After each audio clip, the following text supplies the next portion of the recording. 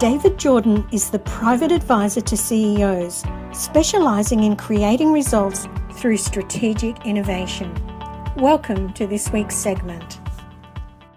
So I'm a CEO and I'm trying to drive change in the organisations, and one of the biggest challenges we find with CEOs is that they're relying on experts beneath them. As we all know, a good CEO employs good people. The problem is they're also relying or dependent on them for the skills that they bring to the table. So I'm sitting there with the responsibility to the board to drive growth and drive profit and bring innovations to the table, and we have a great idea, and the expert that I've employed comes up and says, no, I don't think that's a good idea. Now, that's all very great. What do you do? How do you overrule the expert that you've employed into the organisation? That might be a legal expert or a finance expert or a marketing expert. They're the ones that are supposed to have the expertise, and they've just thrown a landmine in front of the innovation idea. So how do you deal with them? Do you take the risk of overruling the expert and being found that you were wrong?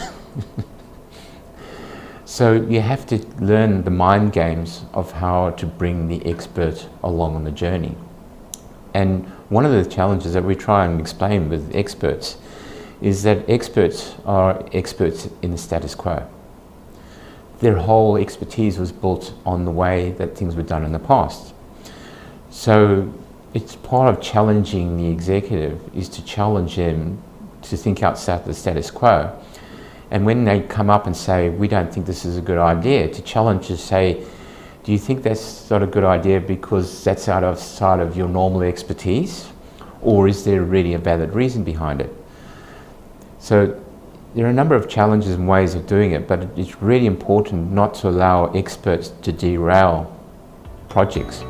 To get your copy of David Jordan's book, The CEO Innovation Blueprint, go to his website, theceoblueprint.com.au.